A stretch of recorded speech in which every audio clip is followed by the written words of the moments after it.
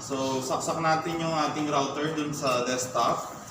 Kailangan nakikita natin na connected siya. Walang problema kung umiikot or may dilaw, may punctuation mark. Ang importante connected tayo. No? Then, pisilin natin yung reset. Pag nag-X, okay na. Mag-loading na yan. So, punta natin na yung Internet Explorer natin. So, tawagin natin yung default dahil na-reset na natin siya. Babalik na siya sa .1.1.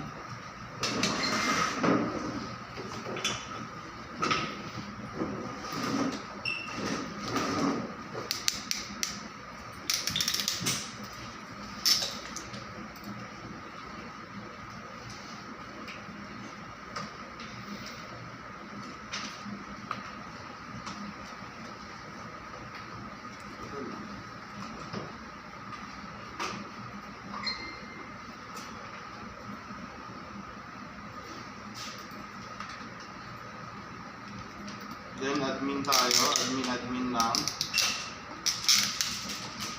Exit tayo. Then interface setup. Punta kayo sa wireless, palitan natin yung pangalan ng Wi-Fi. So ipangalan nyo sa inyo, sa last name niyo. Then router, lagay natin. Then yung pre-shared key, yung password is password. Then save lang tayo.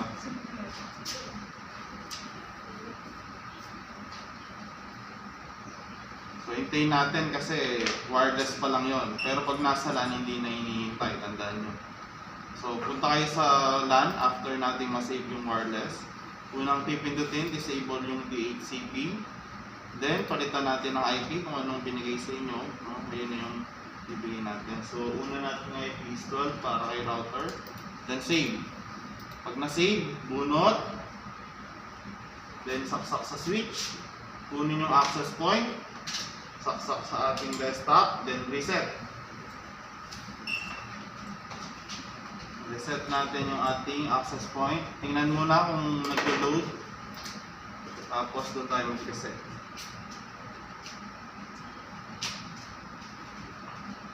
Hintayin nyo lang mag-X or mag-cross, mag-disconnect yung ating LAN para doon na tayo sa tawagan natin.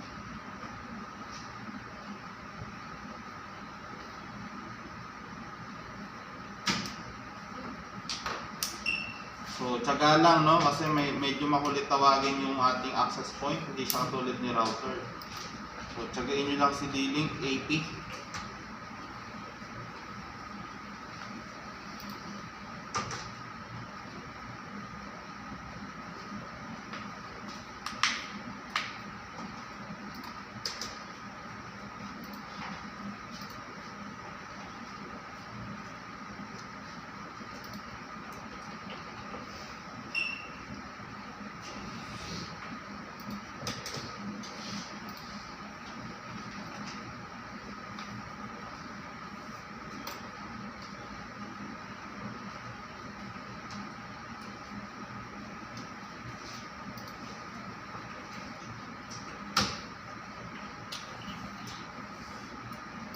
Saway talaga ito.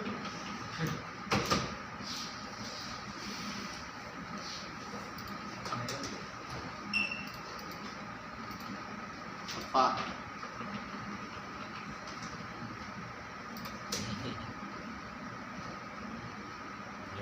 Pang 7. Then, cancel. Wireless ulit. Unahin, tandaan yung Wi-Fi. So, ito yung SSID natin. Pangalan nyo sa inyo para alam nyo sa inyo yan. Whereas AP ang lalagay ko. Then, personal yung ating password. Same password. Password tayo. Then, save. Hihintayin natin kasi nasa wireless pa lang tayo.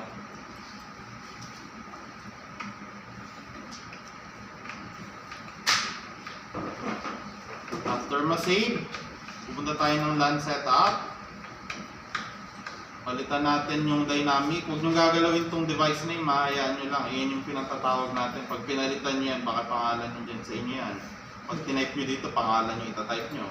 So, static tayo. Palit tayo ng IP. IP ng ating access point is 26.13. Yung subnet mask, huwag nyo munang galawin. Saka na natin yung pag-uusapan. Gateway natin, IP ng ating router. So, 12. IP ng server hinihingi din, 192.168.26.14. So, save na natin. Pagkapindot ng save, wala nang hintayin. Bunot agad. So, lagay natin sa 2. Then, meron kang dalawang ginawang kable. Dito mo na siya igagamitin ngayon. No? Yung dalawang ginawang mong kable, ilalagay mo sa patch panel at dun sa switch. So 3 and 4 gagana na.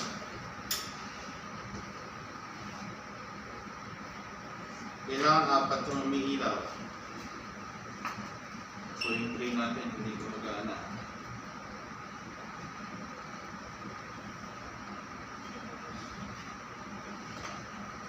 Kailangan po ng kable.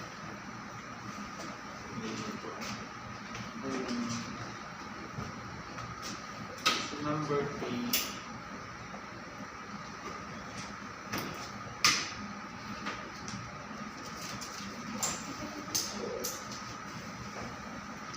Si number 3, tandaan nyo, ilalagay ni server, no? So number 4 natin. Kalilipat ko lang to kanina, baka magtataka kayo sa pangalawa ng saksak. Si MB, kabisado na to. Yung una kasi, mukhang lumuot na. No? Kaya nilipat ko. Yun, so, pag nakita nyo na umiilaw na yung 4, okay na yan, pwede na tayo magsimula. Maglulus. Umibitaw. Yan, okay na. So, after po nun, di ba nalagyan na natin ng access, ng IP address, yung ating router sa access point. Pupunta na tayo kay server. So, yun ang yung stats guys ha. Paano ba lagyan ng IP address ang server? Okay.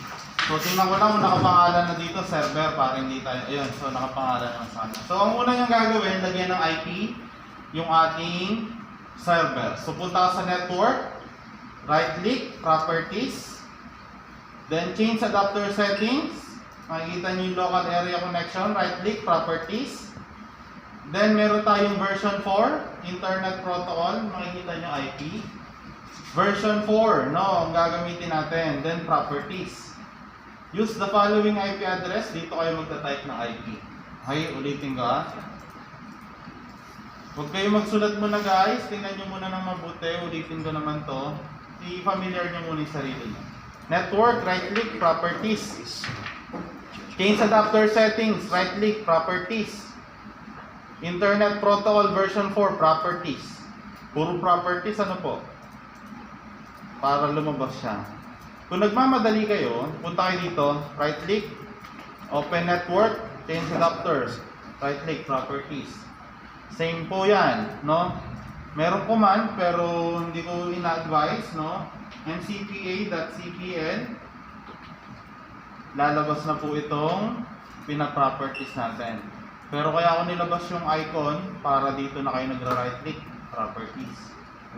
Then change adapter settings, right click, properties. Version 4, properties. Use the following IP address. Kanino IP yung lalagyan natin ngayon? A server. So 192.168.26.14 IP ni server yan. Yung subnet mask, ano yung lumalabas? Kung naglagay kayo ng IP na tama, bibigyan kayo ng subnet mask. Automatic yun, no? So, dahil class C ang ginagamit natin, class C na subnet ang gagamitin niya. So, siya nang bahala doon. Hindi nyo kailangan i-type yun. Default gateway. IP nino to? Nino po? Router. Router kasi gateway. Di ba in-slash ko para maintindihan ninyo. So, 192.168.26.12.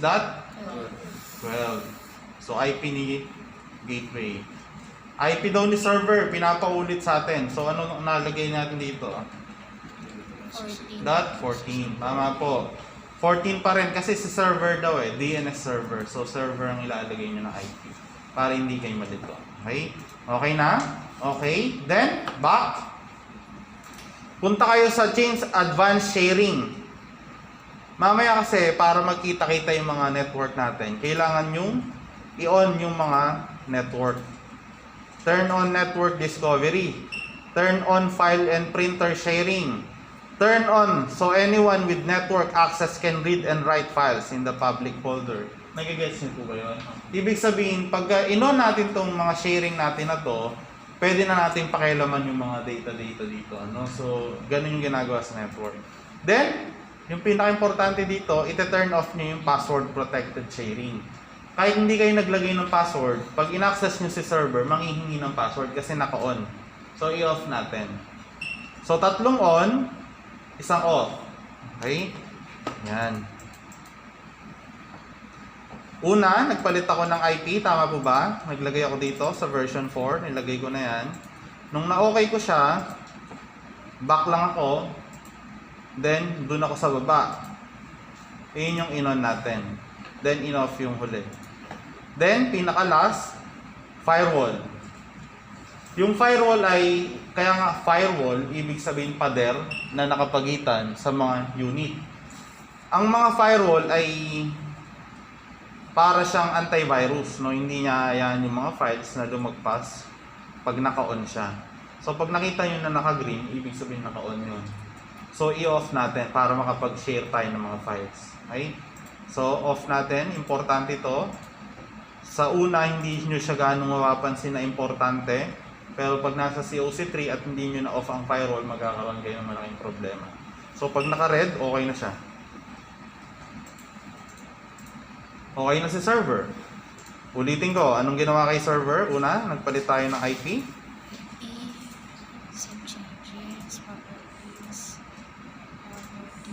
So, use the following IP address. Then, naglagay tayo ng IP. Close natin. Huwag kayong nagko-close dito guys, hindi mag-activate yung nilalagay nyo dito sa baba. Then back, change advance, on tayo. On, then off. Password off. Then firewall, kailangan naka-red. Dito yun, turn Windows firewall on and off. So, i-off nyo tong dalawa. Okay? Okay. Then, close. Punta tayo sa kabila. Yung ating network na bumibitaw. So, close natin. Lagyan natin ng IP yung desktop. Paano naglalagay? Kung anong ginawa nyo sa server, ganoon din yung itsura nito. Right click. Anong pipindutin ko? Tapos, Change it up to right click, properties.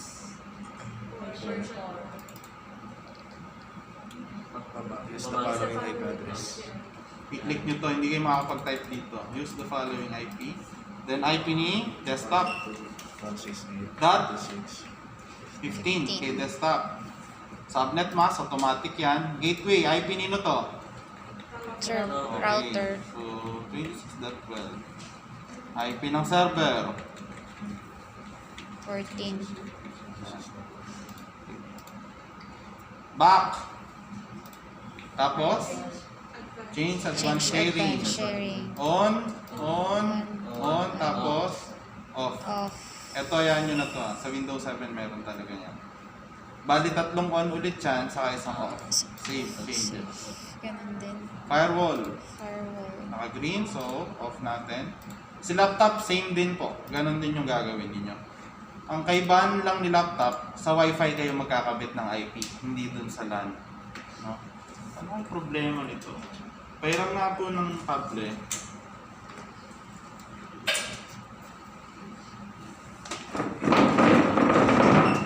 Tingnan ko nga itong kable na ito.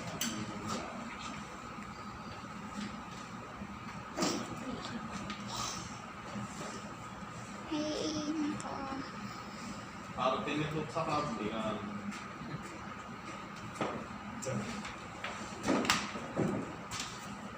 Taray ng kable na kinuha niya. Dito nyo makikita kung gumagana yung mga kable nyo, no? So, importante guys, kung nakikita nyo, 4 umiilaw yan. So, wala na siyang palya. Sabay na yung blink, tingnan nyo. Ibig sabihin yung send and receive, nagagawa na ng ating switch. So, yung laptop, huwag muna, hindi lahat may laptop. So, 4 muna yung configure natin. Router, AP, server, desktop, Tingnan mo na yung laptop. Ngayon, checking tayo. Diba? Eh, ito yung tinatanong ng iba kanina. Sir, paano namin malalaman kung okay yung mga pinag-figure namin? So, pupunta tayo kay CMD. Yan. Ang unang itatype kay CMD, guys, ay ipconfig. Internet Protocol Configuration. Pag enter mo, Walang space yun, sir. wala po. Makikita nyo yung IP na nilagay natin sa bawat isa. Dito, makikita din natin. CMD, IP config. Tingnan nyo, di ba 15 si desktop? 14 si server. Tama po ba? Okay. So, tiningnan ko lang, yung IP config ay pantingin lang kung may IP ba talaga yung mga computer natin. Okay. So, ngayon, close ko muna. Start tayo ulit. CMD. Chinek ko kanina, nag-IP config ako. Ang ipapakita nyo sa assessor ay yung ping. Ping space, Ping. yung IP nung ipiping mo. Kailangan 4 na naka-ping yung lalabas dyan. Ibig sabihin, kukontakin mo yung 4. Yung router, yung access point, yung server, saka yung desktop. Dapat 5 eh. Wala pa lang yung natin, laptop natin. May ping space 192.168.26.12. Yung una. Sino yung una? Router. Kailangan makita nyo nagre-reply. Pag nakita nyo na nagre-reply, ibig sabihin good yung router natin. Tingnan nyo, angat ko, ayun o. Okay, bunutin ko yung router Wala siya sa network ngayon. CMD ako. Tapos ping. Ping space 192.168.26.12. Tingnan natin. Tingnan nyo. Wala. Hindi siya nagre-reply. Ang sabi, request timeout. Ibig sabihin, walang nadidetect na router. Walang may-ari ng 12. Nagigets po? So, dyan yung malalaman kung active yung or tama yung mga nilagay nating number. Okay, lagay ko na siya. So, ping ko ulit. Kinabit ko. Ping space 192.168.26.12. Yun na siya, oh. Ping ulit, ping 192.168.26.13. Sino tong 13? Access point. So nagre-reply yung access point natin. Ibig sabihin gumagana siya. Okay, gumagana ang ating access point. Then ping ulit tayo, ping 192.168.26.14. Sino to? Sarili mo ipiping mo din para malaman mo kung may problema ka. Yan, oh. Then ping ulit, ping space 192.168.26.15. Ping mo yung 15. Sino yung 15? So, yan, gumagana din yung desktop. Pag nakakapag-ping kayo ng 3, magpiping kayo kasi dito, magpiping din kayo dito. Pag lumabas dyan 5, pwede na kayo magpa-check ng COC2. Ganun na kadali yung COC2 natin. No? So, ping ulit ako dito. Ping 192.168.26.12. Sunod-sunod. Ping 192.168.26.13. Ping 192.168.26.14. Kailangan, tingnan nyo to, may mali. Key sensitive. So, may maling spelling. So, malalaman nyo na hindi nagre-reply. Hindi daw okay. So, 14 yan. Ping space 192.168.26.15. Ping space 192.168.26.16. Walang lalabas. Bakit? Walang 16 sa network. Destination host unreachable. Ibig sabihin, walang marireach na ganon. Nagigets po. So, malalaman nyo kung magkakaroon kayo ng problema. Pag nag-request timeout saka nag-destination host unreachable, meron tayong problema. Okay? So, isa pang paraan para malaman natin kung okay ang isang data. Magsishare ako ng file, tapos na tayo doon. Okay? Yun lang ang kailangan gawin sa COC2. Magpa-check na meron na kayong nagpiping. Okay? Pero meron tayong gagawin para makita nyo na gumagana yung network. Magsishare ako ng file dito. Ang ipapangalan ko ay CSS. Okay? May laman? Wala. Okay? So, ang gagawin ko, isi-share ko siya. Ano lang to guys? Kumbaga, add-ons lang. Pwede nyo itong gawin sa mga naka-network na mga computer. Ganito yung ginagawa ko sa baba. Pag nasa taas ako, dahil naka-share sila, pwede kong pakialaman lahat ng files nila. Pwede kong dagdagan, pwede kong bawasan, lahat ng printer nila pwede kong galawin, no? Kaya magugulat sila minsan, wala naman nagpiprint, may lumalabas sa printer nila. Nung sinasabi ko, hello! Minsan nagugulat sila. Sino daw yung nagprint? Sila doon sa baba. No? So, ang na-share na natin, add-ons lang po ito, hindi kasama sa assessment ito. Titingnan ko ngayon yung folder na to, gamit yung kabilang computer. Punta ako sa network. Tingnan nyo lang ha. Nakapangalan kaya ito ng desktop. Putya. Bisaya. Ay, dapat. Ito yung sinasabi ko, kaya kailangan may pangalan yung mga component para malaman mo kung sino si server, saka si desktop. So buksan ko yung desktop, makikita ko may pangalan na Gobes at meron tayong desktop. May CSS. Ito yung CSS. Walang laman. Pwede natin lagyan, no? Pwede nyo kalikutin, pwede nyo paglaruan yung mga files nila, no? Ayan. For example, may file siya. Pwede natin i-delete. Dahil naka-network ka sa akin, pwede kong tanggalin yung mga files mo. Naka-network po kasi tayo. Okay? So, ang network, maganda yung ginagawa niya. I mean, pag may naka-share na folder, kahit saan dun sa network na yon, pwede niyang tingnan. Okay? Pwede niyang kalkalin. Kunyari, sasabihin ng isa, ilagay mo sa CSS yung file mo, titingnan ko. Hindi na pupunta dun. Dito ako sa computer ko, pupuntahan ko yung folder na yon, tapos titingnan ko, uy, wala naman laman diba? Pero pag nilagyan niya ng laman, makikita mo rin dito. Pag nilagyan natin ng laman, lagyan natin CSS 1111. So, magpapalit din yun. Ganun yung ginagawa ng network. So, malaki ang basta mayroong tayong tinatawag na protocol or IP address, nagagawa natin itong nakikita natin ngayon. Okay? So, gagawin nyo guys, lalagay nyo ng IP address yung mga computer nyo, router, access point, server, desktop, tapos mag-share kayo ng files. Gusto ko nakikita ko yung mga files. Paano yung ginawa ko kanina? Delete ko to magbabago ko ng file. Lagay nyo doon, share, no? Ipangalan nyo sa folder, share. Tapos, i-share nyo. Right-click, share. Pili kayo dito, specific people, everyone. Add nyo, then read and write. Para pwede natin tanggalin, pwede natin bawasan. Ganun lang. Ulitin ko right-click, share, tapos ano pipiliin?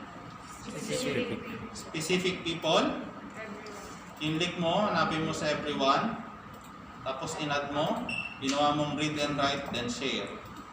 Pupunta ka sa kabilang computer, paano mo mahanap? Punta ka sa network, double-click mo lang. Hanapin mo yung desktop. Kasi sa desktop naka-share Tama po ba? Kung nasa server naka-share, hahanapin mo dito, server. No? Kailangan makita mo dito, server. Ayun. Dito, desktop. Open natin, then nasa desktop daw, yan. Ayun nakalagay share. Tapos, bubuksan nyo, gusto ko malagyan nyo ng file. Hello. Okay, kailangan magpalit. Sa pamamagitan nun, okay yung network natin. Tama yung nakakabit na IP, na-off nyo yung firewall, na-on nyo yung sharing. Yan yung gagawin natin. Okay na tayo? Yun muna.